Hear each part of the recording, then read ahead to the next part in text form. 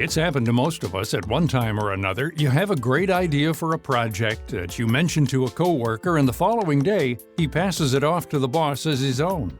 Or your romantic partner decides that she's no longer interested in your relationship and takes up with someone else.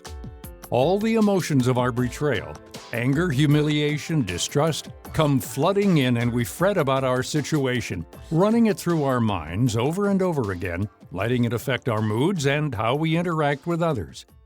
Dr. Susan David says that in order to combat this tendency to ruminate about negative incidents and let them take over our lives, we need to develop emotional agility. Emotional agility is effectively the ability to be with yourself, with your thoughts, with your emotions, with the stories you tell yourself in a way that is courageous and compassionate and effective. David is the co-founder of the Institute of Coaching, a psychologist on the faculty of Harvard University, and author of the book Emotional Agility: Get Unstuck, Embrace Change, and Thrive in Work and Life. And in doing this, we are then able to bring ourselves to the world in a more effective way. Instead of being reactive, or instead of letting our stories shrink our lives or tell us what to do or what not to do, we are able to come to our decisions from the position of values and intention. David says that these stories we tell ourselves are about what we're good at or not good at, about what we think we deserve and don't deserve. She says that we carry over some of these stories about ourselves from childhood, and that they're important for living a fulfilling life. All of us need a narrative, a seemingly coherent narrative, that helps us to make sense of the world. But what often starts to happen is we start to live into stories that do not serve us. So, for example, we might choose not to put our hand up for a project at work, or we might choose not to apply for a job because we have a narrative that effectively tells us that we won't get it, or that we're not that kind of person, or that we're not going to be successful.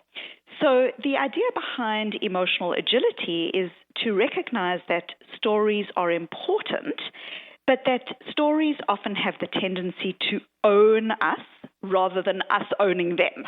And if we are able to recognize when our stories are not helpful, then we can develop the capacity to unhook from those and make decisions and make choices that are driven by our intention instead. Having immediate responses worked well when we had to defend ourselves from wild animals or fight barbarians at the gate. But today, those situations don't crop up much.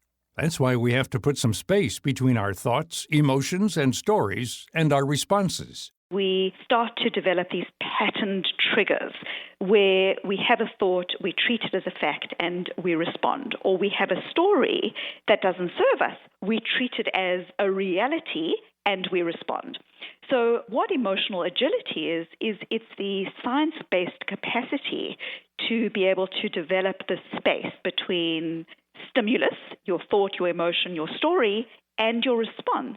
And in that space, to cultivate the ability to make a choice that comes much more from the place of intention and value. David says that although everyone is unique when it comes to dealing with negative thoughts and stories about themselves, men and women usually deal with the situation differently. Men tend to do a lot more of what I call bottling. They are upset about something, they're angry, there's some kind of change at work, they are feeling frustrated, and men are more likely to compartmentalize, to try to push that thought or emotion aside, to rationalize about it. I'm unhappy in my job, but at least I've got a job, and to really try to not think about the thought, the emotion, the story. So it's almost like that piece of information is treated as a distraction and is pushed aside. Women, she says, deal with it in the opposite way. They brood. Brooding is where you are upset or angry about something. Something's not happening effectively at work, or you are in a project that isn't going as well as it could, or something's happening in a relationship. And women have more of a tendency to really think about, overthink, really try to understand, get to the bottom of the issue. Now, both bottling and brooding behaviors are done with very good intention. The bottling behavior is let me push this aside so I can get on with what is in front of me. The brooding behavior is let me get to the bottom of this, let me think about it and understand it so that I can deal with it. David says if this bottling and brooding behavior becomes a pattern, it never really addresses the problem. It also has an impact on our health by raising anxiety levels and can negatively affect our relationships. She says that there's another phenomenon that's created in some situations called co-brooding. When you grab a friend or colleague and complain to them about your cheating spouse or lousy working conditions. What studies show is that when you go back to the office or when you go back to the spouse that you might have been co-brooding about, that your behavior towards that situation is far worse.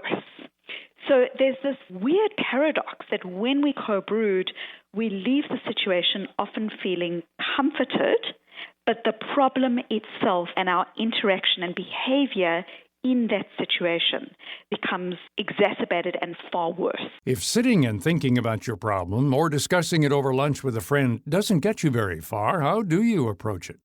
David says that she's devised a process for dealing with negative stories, and the first step she calls showing up.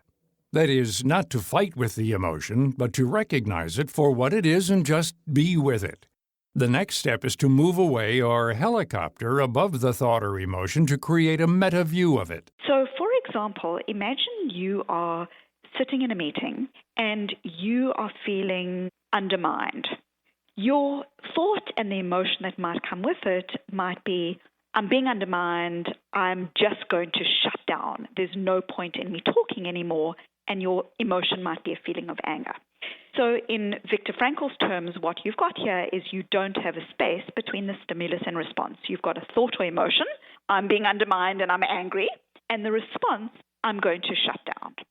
What developing a meta view is effectively being able to see those thoughts and emotions for what they are. They are thoughts and emotions. Or to put it differently, who is in charge here? The thinker or the thought?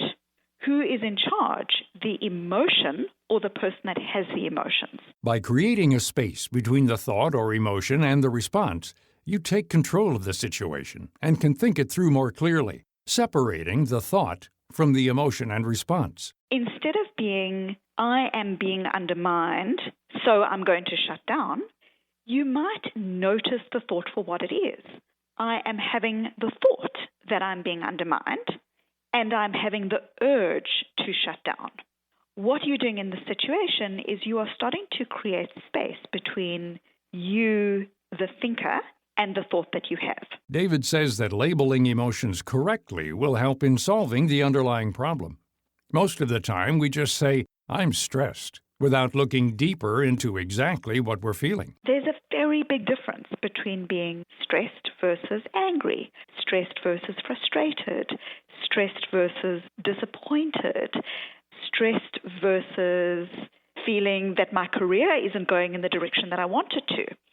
And what the research shows is that individuals who are able to be more nuanced, who really try to dig a bit deeper, yes, I'm stressed, but what are one or two other things that I'm actually feeling, that this is a critical capacity that then enables people to solve their problems effectively.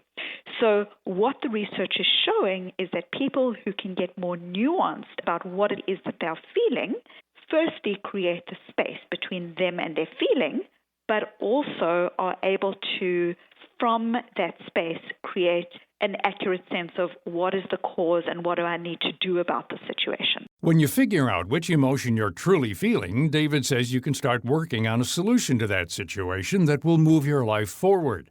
Creating goals for change requires careful thought and an attitude that revolves around wanting to change rather than having to change. What's fascinating with have-to goals is that in general, have-to goals tend to not create real and sustained behavior change. In contrast, one of the things that I look at in emotional agility is the idea of want-to goals. Want-to goals are driven by a true sense of intrinsic values-based desire. A want-to goal might be, I want to lose weight and be healthier so I can see my children or grandchildren grow up. Both of these have the same goal, but the one is the obliged achievement, the other is the intrinsically motivated achievement. Using a weight loss goal as an example, imagine that you're faced with a delicious dessert at a buffet. If you are operating on I have to lose weight, you tell yourself that you want that dessert but can't have it. Whereas a want-to goal actually ramps down your temptation. So some studies have, for example, shown that when you are trying to create a habit change and you are faced with something like a dessert, your brain actually processes the taste attributes of the dessert 195 milliseconds sooner than you even know you are making a choice. So put very plainly, your brain has decided whether you are going to eat the dessert before you even realize you're in a battle of willpower. But when you have a want-to goal around the dessert, the actual physics of that motivation change. So want-to goals ramp down motivation and enable willpower more frequently. So in some have-to goals, a sense of obligation, less likely to achieve behavior change because we are drawn to the very thing that we feel we are obliged to not have. Whereas in contrast, want-to goals are driven by a sense of value and real internal desire, and these want-to goals actually sustain greater levels of behavior change in our lives in general. Susan David has included a number of action strategies in her book, Emotional Agility, that can help anyone learn how to create space between their thoughts, emotions, and stories, and create goals to achieve a more successful and fulfilling life. You can find out more on her website, take a free emotional agility quiz, and receive a personalized report at susandavid.com/learn. For more information about all of our guests, log on to our site at viewpointsonline.net. You can find archives of past programs there and on iTunes and Stitcher. I'm Gary Price. There's a reason it's National Dental Infection Control Awareness Month. Infection control at the dentist is serious business. Your dentist takes many steps you can see and many more you can't to be sure bacteria and other germs aren't transferred to you during your visit. For example, patients may never think of saliva ejection valves, but Dr. Jerry Cohen, clinical assistant professor at a dental school in the Midwest, says they can be critical technology to prevent cross-contamination. Backflow is a serious issue in saliva ejection. It can pull liquid and potentially another patient's germs back into a person's mouth. The Centers for Disease Control and Prevention says backflow can occur in up to 20% of patients who close their lips around a saliva evacuator tip.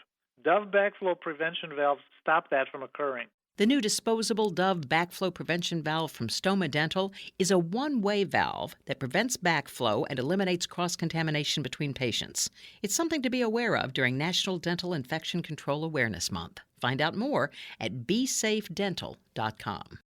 Back to school season is always busy, so the quality time families spend gathering around the dinner table is extra important. Chef Kevin Vetter of the McCormick Kitchens joins us to share tips about making easy and flavorsome homemade dinners you'll feel good about serving. It can be tempting to order takeout or turn to a ready-made meal when you need to get dinner on the table in a pinch.